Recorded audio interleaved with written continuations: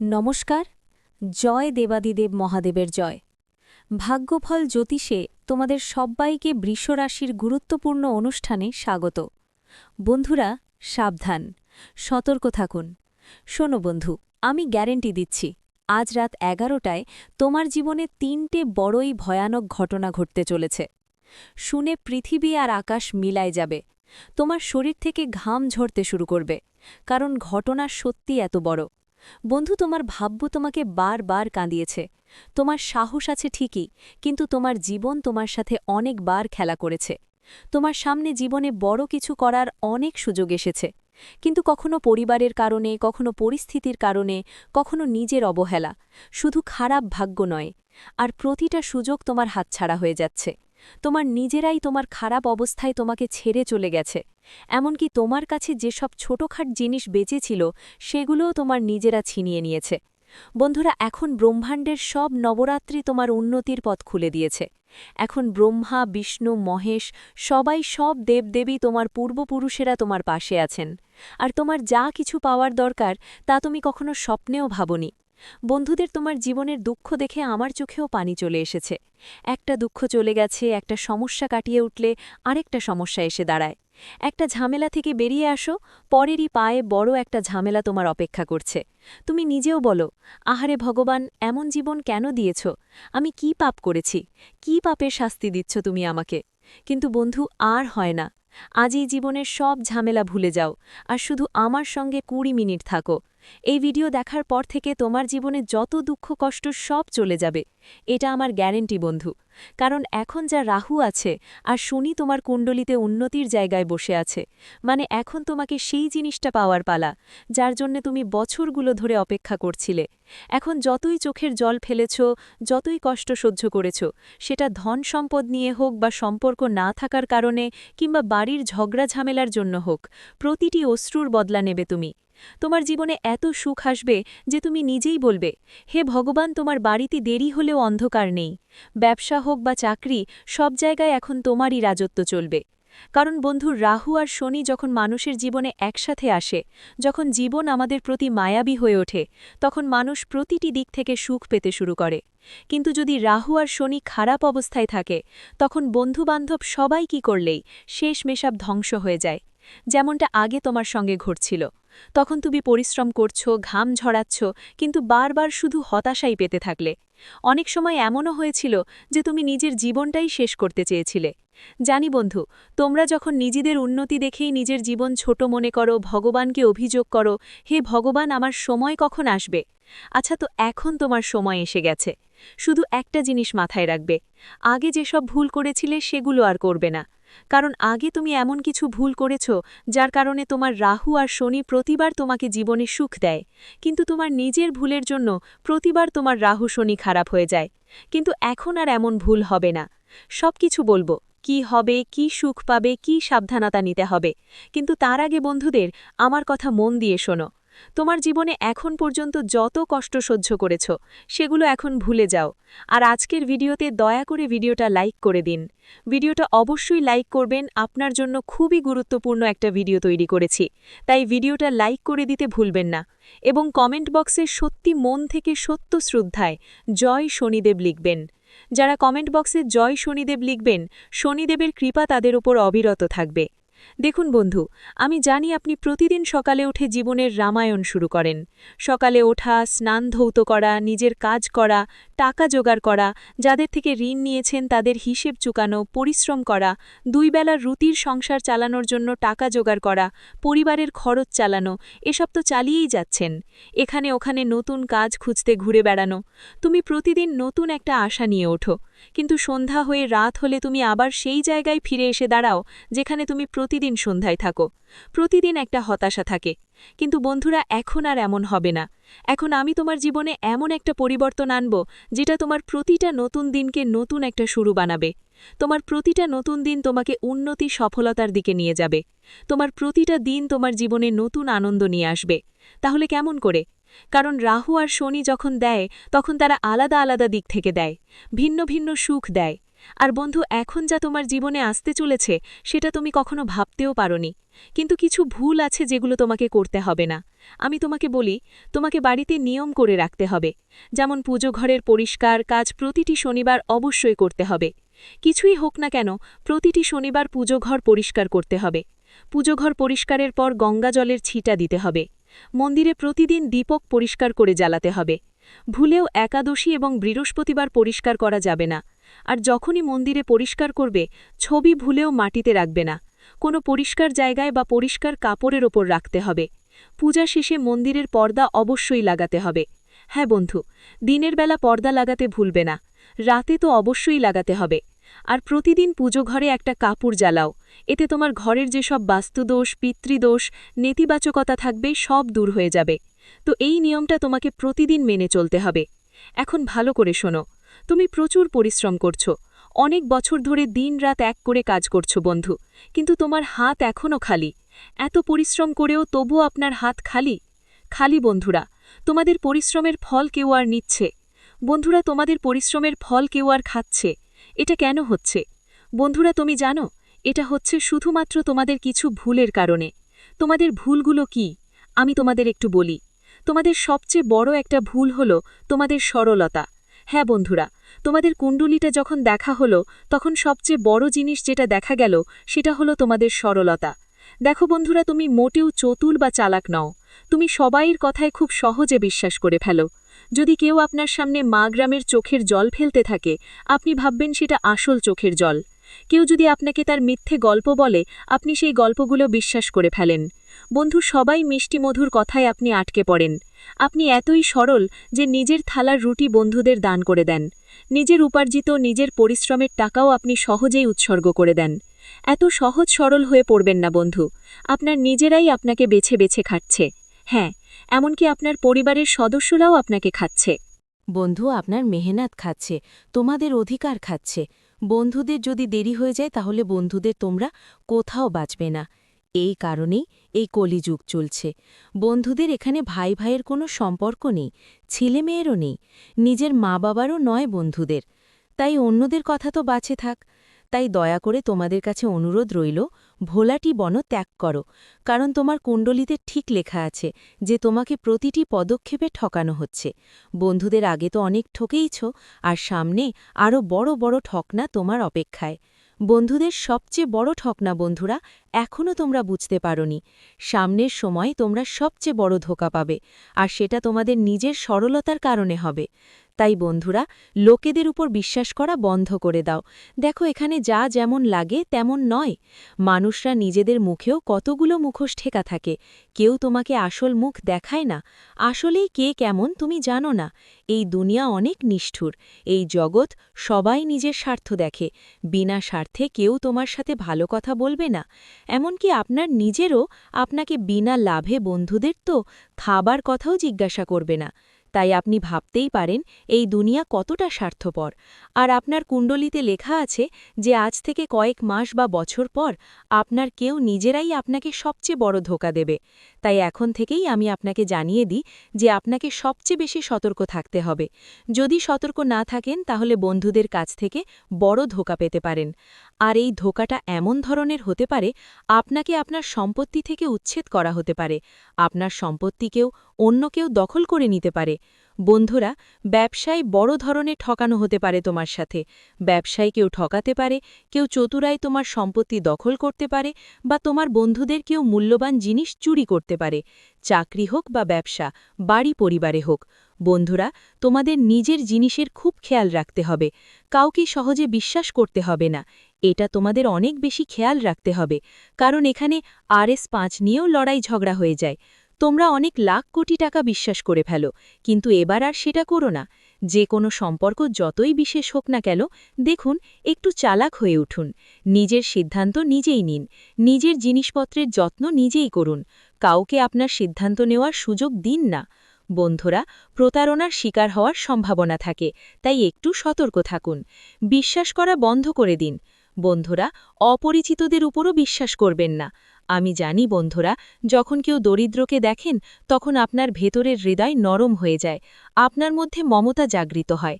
বন্ধুরা, যখন কেউ কষ্টে থাকে, কেউ দরিদ্রকে দেখেন, তখন আপনার ভেতর থেকে বলতে বলতেই চোখ ভিজে যায়। আপনি চান তাকে সাহায্য করতে। আপনি কারো না কারো সাহায্য করেন। আর সাহায্য করা একটা ভালো কাজ, খুব ভালো কাজ।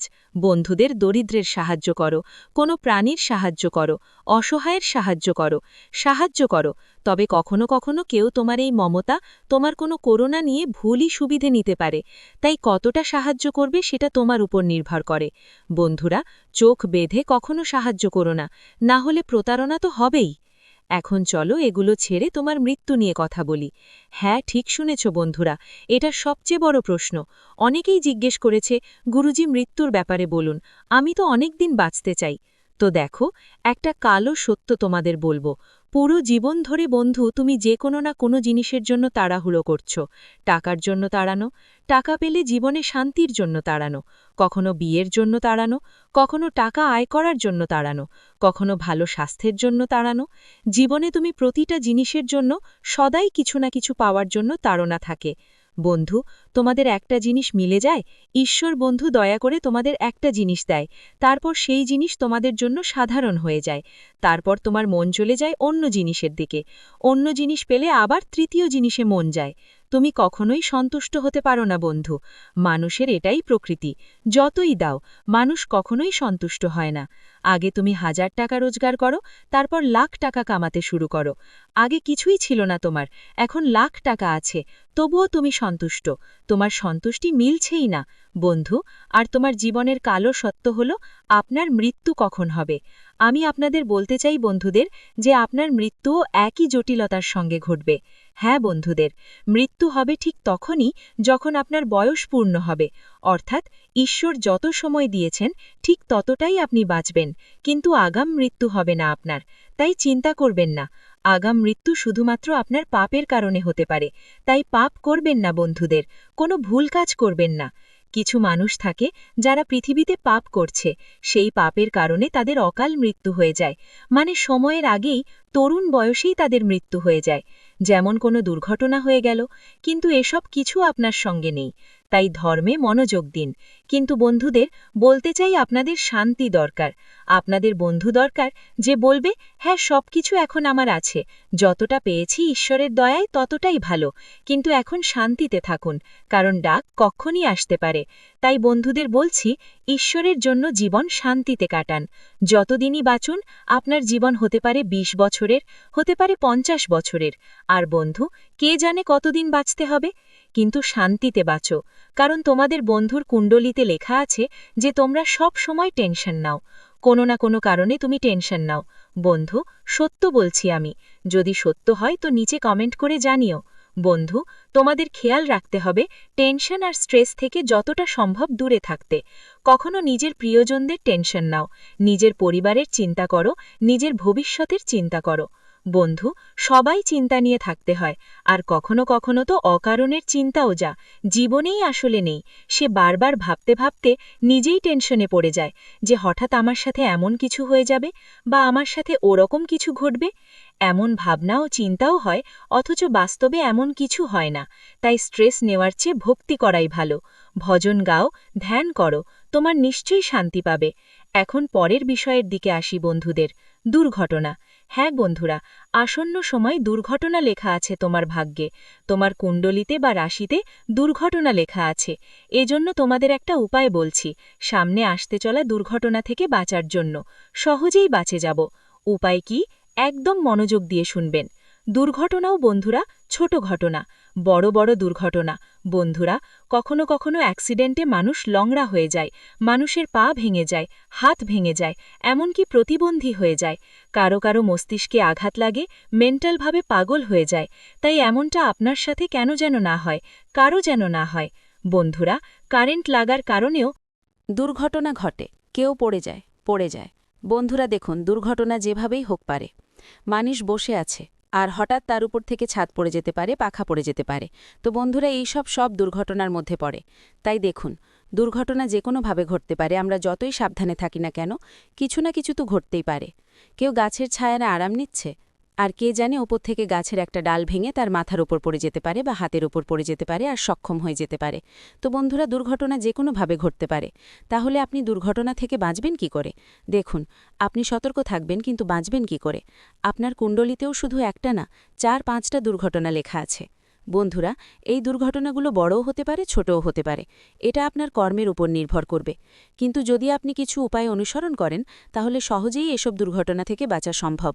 উপায় কি বন্ধুরা? ভালো করে শোনো। প্রতি বৃহস্পতির দিনে, অর্থাৎ বছরে যত ব্রোশ আছে তোমাদের, প্রতিটি ব্রোশে গাউশালায় গিয়ে গোমাতাকে খরচারা খাওয়াতে হবে আর গুড় খাওয়াতে হবে। হ্যাঁ, গোমাতাকে খরচারা আর গুড় খাওয়াতে হবে। তুমি গাউশালায় গেলে তো আরও ভালো, কিন্তু গাউশালায় তো আগে থেকেই অনেকেই গোমাতার জন্য দান করে আসছেন। কিন্তু যদি তোমরা বন্ধুরা রাস্তা বা চৌরাস্তার কাছে যেখানে গরুমা দাঁড়িয়ে থাকে সেখানে গরুকে খাওয়াবে, গুড় খাওয়াবে, তাহলে তোমাদের বেশি পুণ্য হবে। কারণ গরুমা যখন ক্ষুধার্ত থাকে আর তুমি তার পেট ভরাবে, তখন গরুমার অন্তর থেকে অনেক বেশি আশীর্বাদ আসবে। তাই বন্ধুরা, এমন গরুমা খুঁজে বের করো যে সত্যি ক্ষুধার্ত, সত্যি যার প্রয়োজন। যখন তুমি এই পদ্ধতি করবে, তখন তোমার কাজকর্ম ভালো হবে, তোমার পাপ মুছে যাবে, আর ভবিষ্যতে যা দুর্ঘটনা লেখা আছে তা ধীরে ধীরে কমে আসবে। দুর্ঘটনার যে রেখাগুলো আছে সেগুলো মুছে যেতে শুরু করবে। বন্ধুরা, ছোটখাট লেগে যাওয়া ক্ষতিতে পরিণত হবে। বন্ধুরা, দুর্ঘটনা তো নিশ্চয়ই হবে, কারণ ঈশ্বর সেটা লিখে রেখেছেন, এটা তো নিশ্চিত। কিন্তু বড় হবে না ছোট হবে, সেটা আপনার কর্মের উপর নির্ভর করে। আপনি কেমন কর্ম করবেন? কেউ যদি ভুল কর্ম করে, তাহলে সেই দুর্ঘটনা বড় একটা ভয়ঙ্কর রূপ নিতে পারে। আর যদি কেউ ভালো কর্ম করে, তাহলে দুর্ঘটনা কেবল একটা ছোটখাটো খোঁচা হিসেবেই থাকবে। বন্ধুরা, দুর্ঘটনা এড়ানো সম্ভব, সেটা আপনার কর্মের উপর নির্ভর করে। এখন পরের কথা খুব মন দিয়ে শুনবেন। বন্ধুরা, অনেক প্রশ্ন আসে, গুরুজি, আমি গরিবিতে আছি, টাকা পাচ্ছি না, কি করব? কি করব? অনেক পরিশ্রম করছি, তবুও টাকা নেই। আমার কুণ্ডলিতে টাকা লেখা আছে, আমার ভাগ্যে টাকা আছে কিনা? যতটুকু উপার্জন করি তার থেকে বেশি ঋণে ডুবে যায়। এটা আমার সঙ্গে কেন হচ্ছে? অনেক প্রশ্ন আসে বন্ধুদের। দেখুন, সবচেয়ে বড় কারণ যার টাকা নিয়ে জড়িত, সেটা হলো গুরু বৃহস্পতি। যার বৃহস্পতি শক্তিশালী, যার গুরু শক্তিশালী, তার উপর মা লক্ষ্মী সবসময় খুশি থাকেন। তাই গুরু আর বৃহস্পতিকে খুশি রাখতে হবে, করা খুবই জরুরি। আর আপনার কুণ্ডলিতে কখন টাকা আসবে সেটা যদি দেখেন, তাহলে বুঝবেন আপনার জীবনে টাকা একটা নির্দিষ্ট সময় আসবে। বন্ধুরা, মানে এক সময় আপনার অনেক গরিবী থাকবে, আর এক সময় অনেক টাকা আসবে। এত টাকা আসবে যে আপনি সামলাতে পারবেন না। বন্ধুরা, এত টাকা আসবে যে আপনি খরচ করতেও ক্লান্ত হয়ে পড়বেন। আর সেই সময় কখন আসবে? এখন আপনি বলবেন, সেই সময় কখন আসবে? আমার জীবন তো কেটে যাচ্ছে, সেই সময় তো আসবে কবে?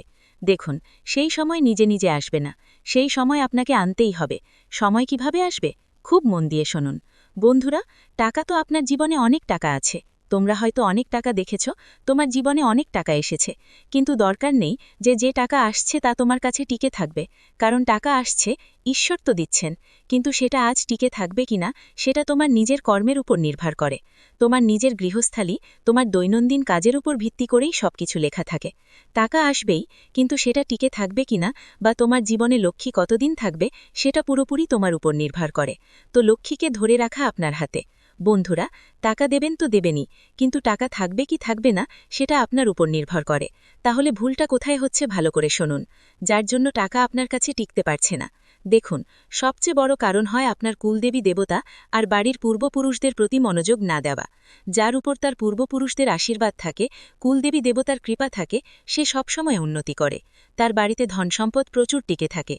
বন্ধু, কখনোই টাকা উধাও হয় না, ঘুরে বেড়ায় না। সেজন্য বাড়িতে কুলদেবী ও দেবতাদের আশীর্বাদ থাকা খুবই জরুরি। পাশাপাশি পিতৃপুরুষদের আশীর্বাদও থাকা দরকার। ভাইরা, যার উপর কুলদেবী দেবতাদের আশীর্বাদ থাকবে, সে জীবনে সবসময় উন্নতি করবে, ধন সম্পদ তার কাছে প্রচুর পরিমাণে থাকবে। আর যার উপর পূর্বপুরুষদের দয়া থাকবে, সে কখনো থামে না জীবনে, দিন রাত উন্নতি করে চলে। তাই আপনাদের নিজেদের কুলদেবী আর পূর্বপুরুষদের শক্তিশালী করতে হবে, তাদের আশীর্বাদ আপনার দরকার হবে। আশীর্বাদ কিভাবে পাবেন? মনোযোগ দিয়ে শুনুন। যখনই কোনো কাজ করবেন, যখনই বাড়িতে কোনো শুভ কাজ করলে, অবশ্যই কুলদেবী দেবতাদের পূজা করুন। বাড়িতে বন্ধুবান্ধবরা, এমনকি পাতাও নাড়ানো উচিত নয় তাদের পূজা ছাড়া। হ্যাঁ, বন্ধুদের পাতাও নাড়ানো যাবে না।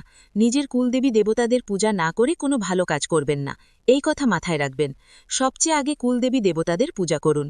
বাড়িতে মিষ্টি বানালে কুলদেবী দেবতাদের ভোগ হিসেবে দিন। আপনার কুলদেবী দেবতাদের প্রতি পূর্ণিমার দিনে পূজাপাঠ করবেন। এছাড়াও বছরে অন্তত দুবার অবশ্যই সেই জায়গায় যেখানে আপনার কুলদেবী ও কুলদেবতার পুজো হয়, যেখানে স্থান আছে সেখানে যান, আর ওখানে পূজাপাঠ করুন। বন্ধু, যখন তুমি এভাবে করবে তখন তোমার কুলদেবী দেবতাদের কৃপা থাকবে, আর প্রতিটা কাজেই তাদের স্মরণ করতে হবে।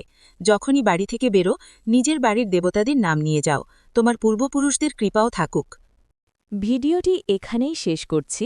ভিডিওটি যদি ভালো লেগে থাকে তাহলে অবশ্যই একটি লাইক দিয়ে চ্যানেলটি সাবস্ক্রাইব করে যাবেন এবং কমেন্ট বক্সে জয় দেবাদিদেব মহাদেবের জয় লিখতে ভুলবেন না। দেখবেন মহাদেবের কৃপায় আপনারা সবাই ভালো থাকবেন। ধন্যবাদ।